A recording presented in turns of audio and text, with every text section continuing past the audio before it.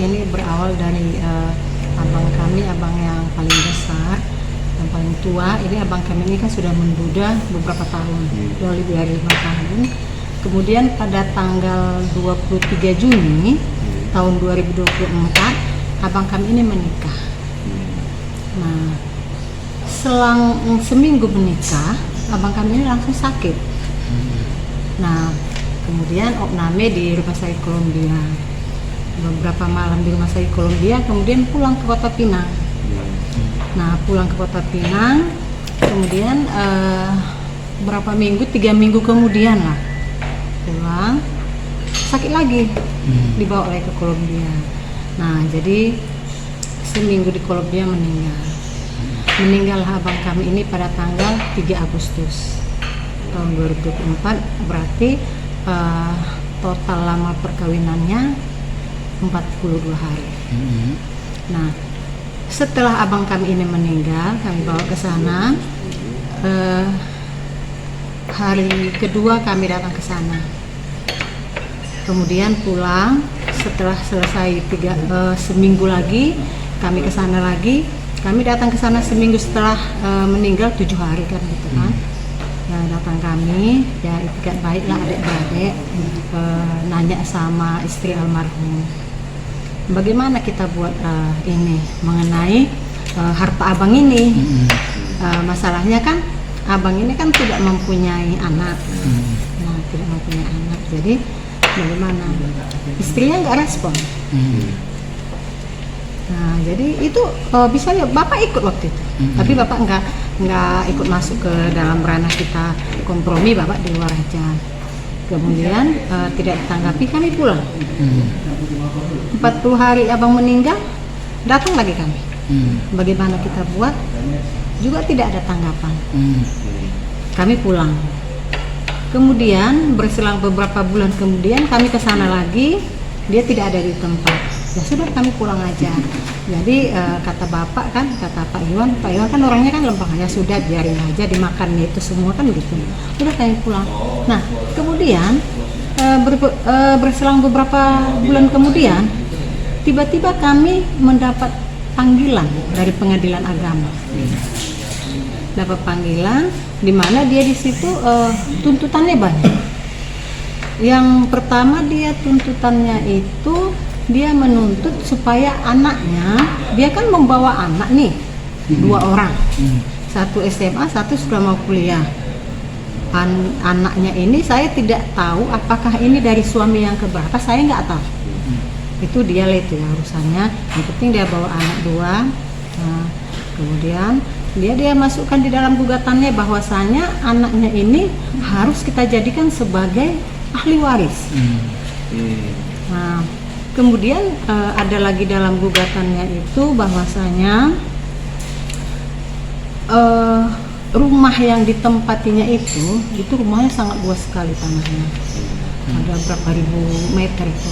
Rumah yang ditempatinya itu katanya rumah itu sudah diserahkan abang saya yang almarhum itu sama dia. Wasiat, udah diwasiatkan sama dia dan tidak boleh dijual, tapi wasiatnya itu lisan gitu. Ya kan, ini dalam gugatan nih, memang gugatannya enggak sini mungkin enggak saya bacakan, yang inti-intinya aja saya sampaikan. Kemudian dia lagi mengatakan bahwasanya surat-surat semua kan, ini abang saya ini agak lumayan lah kebunnya, tapi banyak juga dia mengelola sawit-sawit yang bukan atas nama dia, termasuk ibu saya, adik, kakak, abang ipar, namanya dia nggak punya anak, kan mak kita kan. Nah, jadi dalam gugatannya itu dia di situ mengatakan supaya itu semua dibagi dan dijadikan sebagai harta warisan dari almarhum. Kemudian di poin yang lain lagi dia mengatakan bahwasanya seluruh kekayaan dari almarhum dinikmati oleh ahli waris, yaitu adik-adik almarhum. Jadi kayak ini apa ini kok kayak bertolak belakang nih, kayak udah maling tidak maling ya kan. Adik-adiknya itu ibu? Saya ada kami 7 adik-adiknya. Jadi kan ini kan udah berita bohong kan, tapi ya sudahlah, sabar ya kan gitu. Terus ya nggak apa-apalah, kita panggil pengacara kita, kuasa hukum.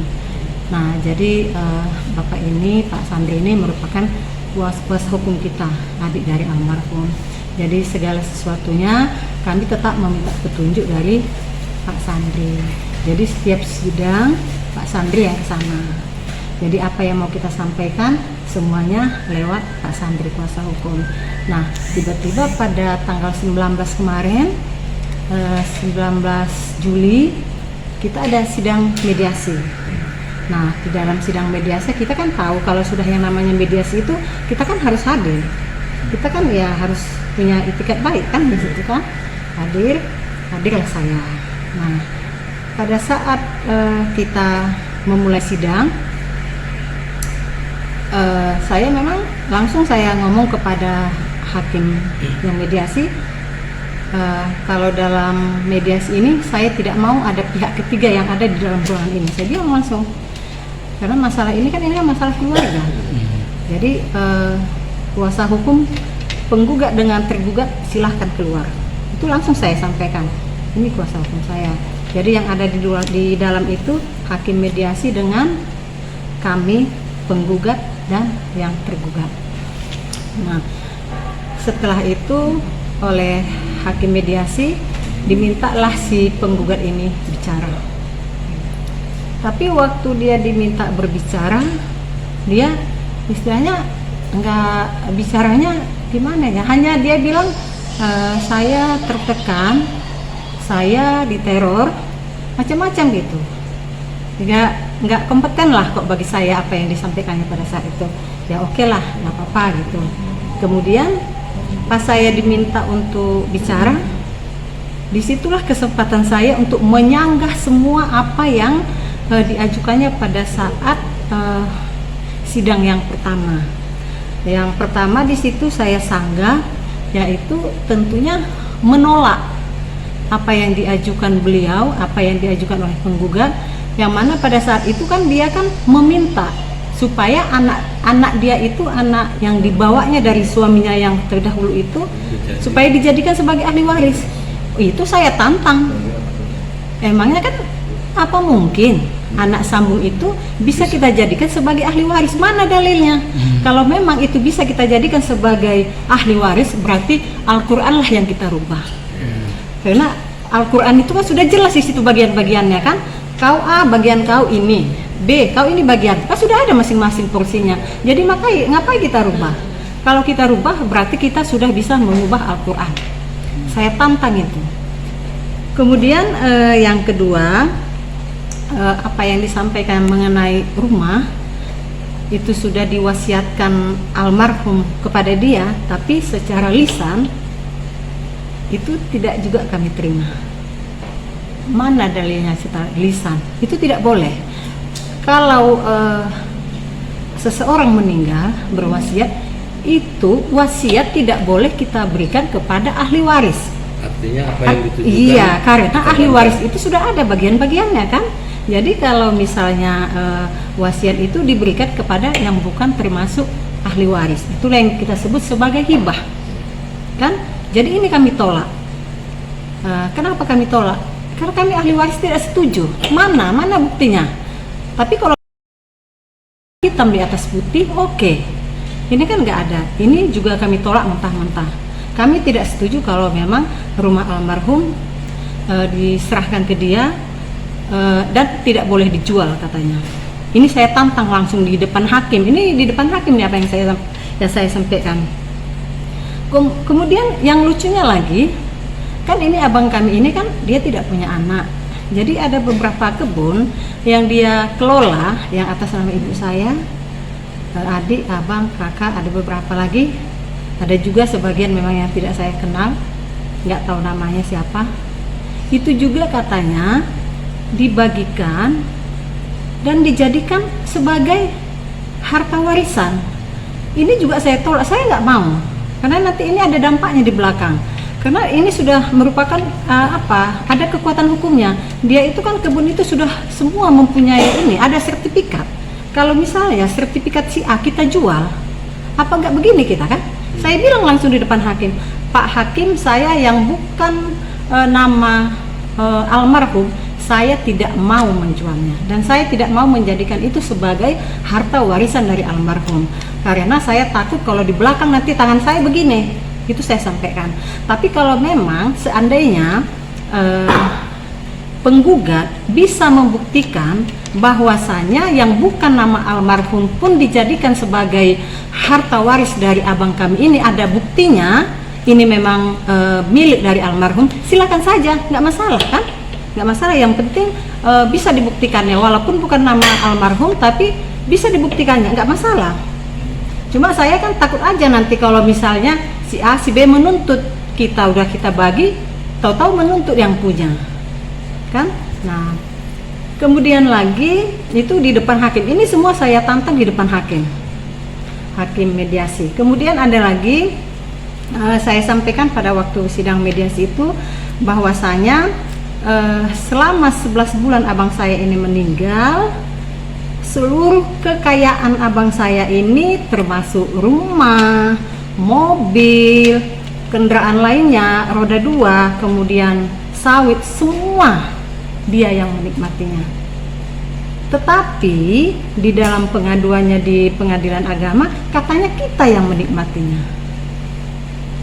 Nah, dibilang kita yang menikmati, padahal dia yang menikmatinya. Ini artinya itu di rumah dia semua. Sama dia semua. Dia saat ini bisa bapak-bapak buktikan. Coba dicek. Dia tinggal di rumah itu. Coba dicek. Siapa yang pakai mobil dia? Dia yang tinggal di rumah, dia yang pakai mobil, dia yang panen, dia semuanya. Dan perlu bapak ketahui bahwasanya saat ini ibu saya masih hidup. Ibu yang orang tua yang melahirkan almarhum. Harus kita tahu. Jadi ketentuannya itu kalau dalam hukum kita, hukum agama Islam, apabila seseorang itu meninggalkan orang tua, ibu atau bapaknya, dia itu akan berhak atas warisan anaknya. Itu dalam hukum. Itu berhak dia di situ, ada di situ bagian dia. Tapi ini yang istri almarhum ini sedikit pun tidak ada itikat baiknya. Tidak mau datang melihat orang tua, apalagi membaginya. Terus terang aja, Pak, bukan kita istilahnya mau menguasai, kita pun kalau soal istilahnya keuangan, alhamdulillah kan udah yang diberikan Allah itu sudah kita ucapkan alhamdulillah. Tapi ini kan tentang marwah kita, dia menguasai itu semuanya. Jadi ibu kami ini nggak tahu apa-apa, seperak di segini pun tak ada diberikan, semua sama dia. Tapi dia mengadu ke pengadilan, kita yang menikmati. Ini artinya apa? Dia yang maling, kok kita yang disebutkan sebagai maling, kan gitu kan?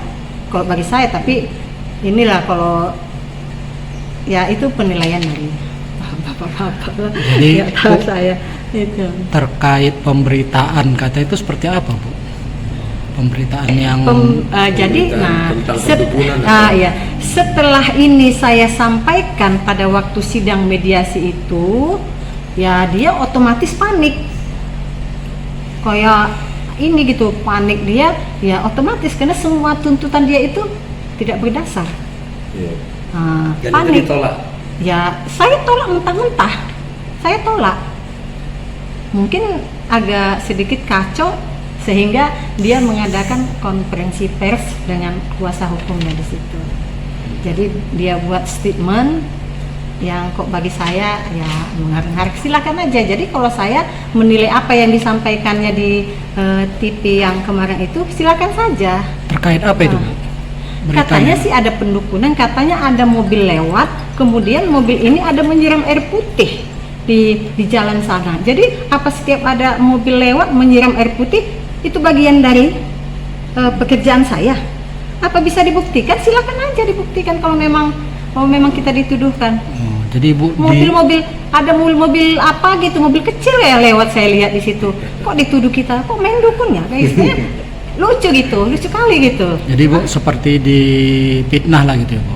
Ya, itu sudah termasuk fitnah, pencemaran nama baik. Ya kan? Dan kita Kemudian, sudah buat laporan, Bu. Udahlah Pak, udah langsung lah kita buat. Kan termasuk media atau hanya pencemaran nama baik? menyangkut nama baik juga lah Pak. Ya jadi Jelas kan Ibu Noni itu ya. iya kita laporkan ya, siapa yang buat berita kita harus laporkan. Itu kan nanti siapa yang buat berita nanti kan akan dia sampaikan juga, oh aku sumbernya dari ini kan begitu. Iya, jadi kita pun tidak mungkin kalau ada yang berita seperti itu nama baik kita kan menjelekkan nama baik, nggak mungkin lah. Jadi bisa dibuktikan di sini apa yang disampaikannya di TV kita merebut warisan itu nol, tidak ada. Bisa dibuktikan. Semua tidak benar. Semua tidak benar. Bisa dibuktikan saat ini siapa yang memakai mobil, siapa yang tinggal di rumah, siapa yang panen. Nah itu aja. Apakah kami pernah panen sekalipun ke sana? Atau kami sentuh mobil abang kami tuh? Nggak ada. Jadi Bu, harapannya apa Bu? Kalau harapan kita ya sudah tentunya hal ini bisa kita selesaikan secara damai, dan kalaupun memang nanti hal ini misalnya kita selesaikan secara hukum, tentunya hukum itu memang hukum yang memang sesuai hukum faraid aja diselesaikan. Mana yang menjadi hak daripada pewaris atau hak dari almarhum, silakan saja kita bagi sesuai dengan hukum faraid, tapi jangan kita bagi yang bukan atas nama almarhum, karena nanti kita takut di belakang hari ada konsekuensinya. Jadi laporan kita yang di Polda terkait pencemaran nama baik itu akan lanjut terus di proses hukum Bu? Akan kita lanjutkan Pak. Oke. Ya. Jadi tapi dia tahu diri istrinya ini. Download Tribun X sekarang, menghadirkan lokal menjadi Indonesia.